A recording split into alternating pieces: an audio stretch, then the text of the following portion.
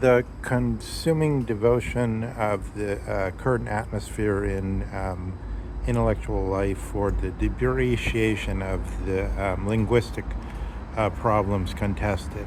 So let's look at some grammatic. So in the past, we've sort of, as it were, often mentioned this problem that the grammarians are philosophers, but we haven't really shown how they're to operate a metaphysic in the way they do and why it's important. So let's have some return of the repressed or das Unheimlichkeit, or the uncanny, and the sense that Freud is that's actually a theme in its own, but I'll try to hermetically seal it for the moment. Is Freud has said this part of E.T.A. Hoffmann is correct, that this the Sandman has created this trauma and about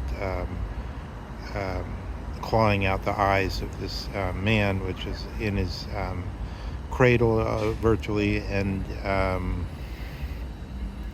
it has returned.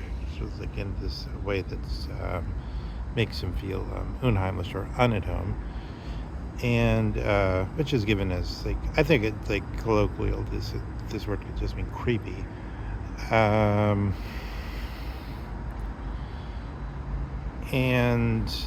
Freud selected that side, but he's depreciated radically the side which is now, in fact, totally the most sort of like banal, and therefore like the most powerful. So like this sense that more and more there's a problem that the androids or robots or animatronic devices will fulfill this. It's an old concept, but it was taken up from the Freudian usage and then put into robotics, the uncanny valley. So like this notion of the which like a lot of movies have played on already, long before it became just a banal fact of daily life, that this robots are encroaching upon us. There's the two big senses thematized by E.T.A. Hoffmann are one, how like robotic repetition of something can be horrible. Its very perfection is somehow repulsive, utterly repulsive. And two, so that's one form of being at home, this unheimlichness of the technological essence. Has to do with very much with that. But then there's this other type which has to do with the sort of return of the repressed. But okay, I just wanted to thematize that since we're passing by it, but let's go on from there to the question of the grammatical use of metaphysics in connection to the problem of the Gegebene, or the given, or the es gibt, there is. So this problem, it's usually lost in the following way. It's like there was a certain power of the rationalist who said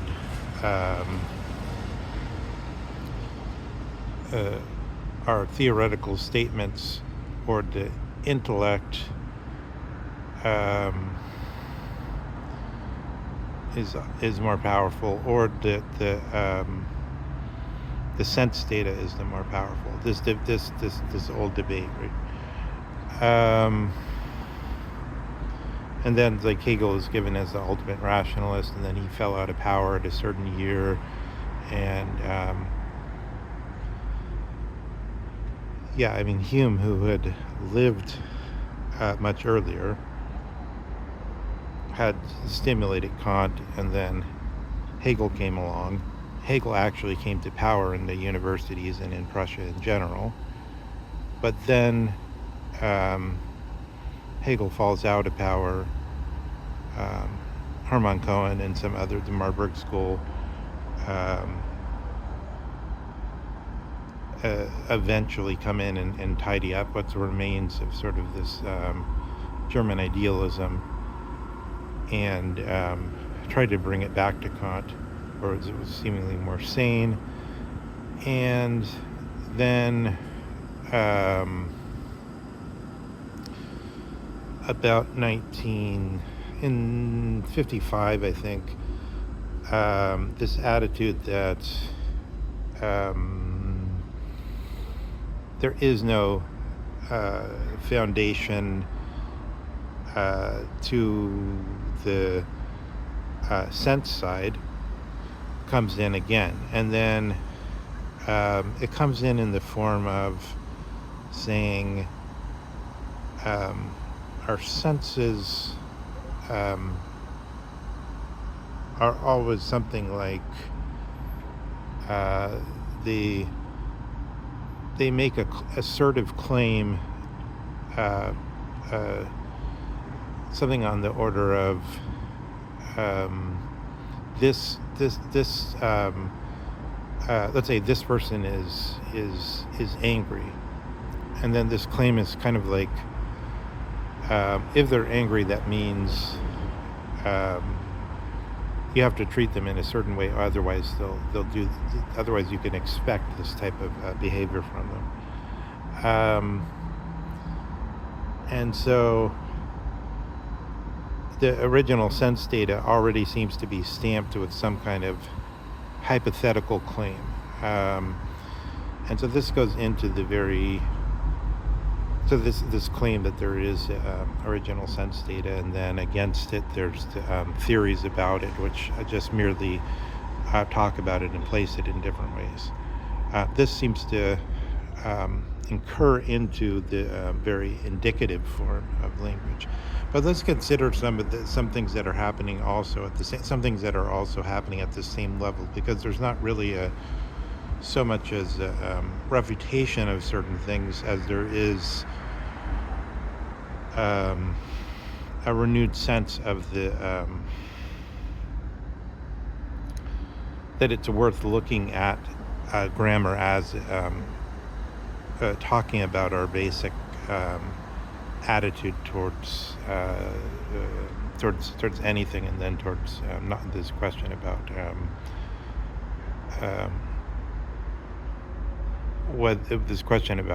whether everything comes in through the senses first and then is somehow organized, or how that actually operates. Let's associate that with indicative mood, as it's called, where one is merely asserting something. But then we have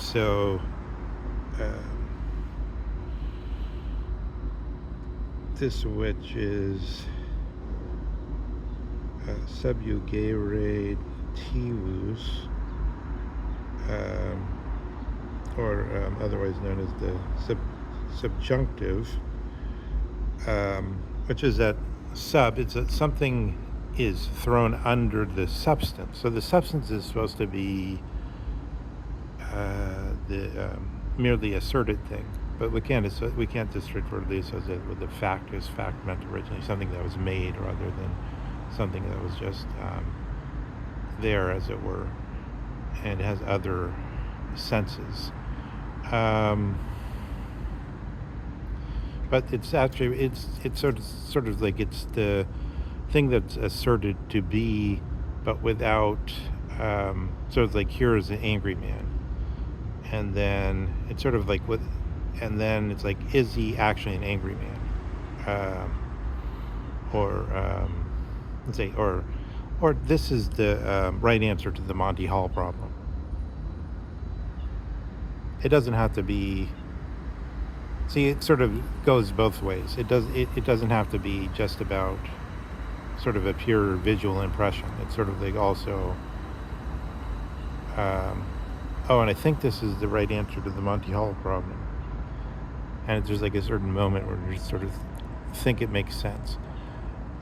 Except that it's open, right?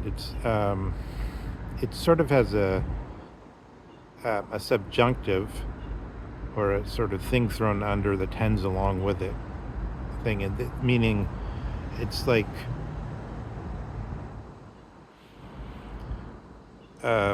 you can say, I think this is true, like, oh, I saw him go out the door, and he took a left, so I think I think he probably, the reason why you couldn't see him is because he made the light, and then he must have gone into the coffee shop or something. And then you have some explanations of this kind, and then you say, it's like this is a claim to the assertive truth, but I can doubt it, and then I can sort of throw in some subjective stuff and say, like, yeah, usually when that happens, yeah, that's what he's doing, because we know it happens. You could throw in some sort of generic relative claims right into the assertive object, right into the object of direct assertion, which is taken to be the thing that is. And then we have this, in the Greek way of handling it, it's like,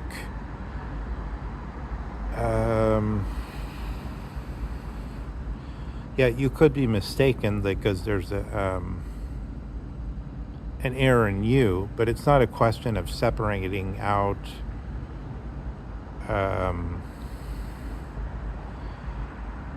the objective factors from the subjective factors. It's not a question of saying something like,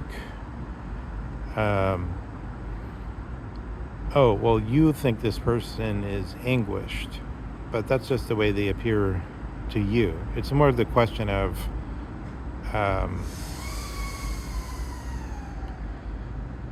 if there is an anguished person, and you don't try to separate out the fact, as it were, from some kind of subjectivity, but you just ask whether that's true or not, because like maybe it could be a painting that was such a good painting that you took it to be the painting of the anguished person. You ask if there's some kind of objective way that you're missing the fact which includes things like anguish, but which also, interestingly, the grammarians, these wise grammarians, have been consumed by the devotion of this sense that there's all these other things we could do, like such as ask about sort of possible cases, like in cases like that, what are the possibilities? And yeah, we could talk about different characteristics of the thing. What is characteristic of this type of situation, and what literary works have tried to present it to us, or what is the potentialities in such a case? Cases like these ones that are connected to our assertive object claim.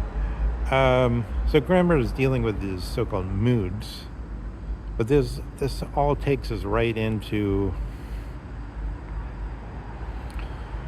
the direct question of what we mean by a fact. And this is also, so in Heidegger we could also see that in the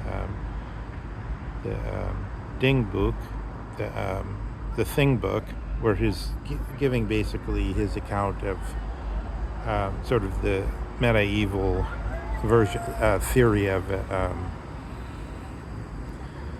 a thing pressed in upon by all the transcendental considerations, such as like higher or lower in physical space, such as bigger or smaller, taller or shorter, and other of the medieval transcendentals, the things that are supposed to apply everywhere all the time. So yeah, it's very interesting. You could see in that uh, book also something that moves sort of at the same, at a near close level as this grammatical claims about what counts as something, basically as sum or essay, or what counts as something that is what's in stake in the assertion. I mean, assertion doesn't mean principally for the grammarian something like Agamemnon was very assertive, or Achilles was very assertive, but it means rather that it's positive. It's like yes, this is, I'm putting this as a claim to what the case is, whereas the claims about like in cases like this is often what it amounts to, or something like that, some kind of subjunctive generic relativity in the claim. This the rest in the world appraisal itself. So this is why Heidegger's in a way saying it was that the Germans were the only chance for the world in this respect, and that but he hoped that the Russian Dasein, as he says in the history of being, would be spelled with a Y book, that the Russians have the Dasein of the earth, that they could possibly, if the Germans fail, this could be rescued. And in a certain way, well, let's just end it with this. If you look at Heidegger's one of his fundamental concepts of that between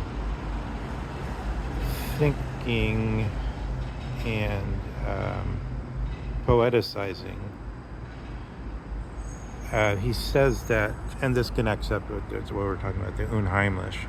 So, I mean, we know Heimat is this word, that's a bad association with the Nazis because they're trying to build the Nazi homeland, which, however, given as it's connected with various salutes and various sort of like, if somebody even says something slightly unseemly to the wrong person, you never see them again, and this type of this is supposed to be the return to the Heimat in a certain way. So that Heimat has a bad name in a way, but taken more largely, it's more like something. It's more similar to the good, in the sense that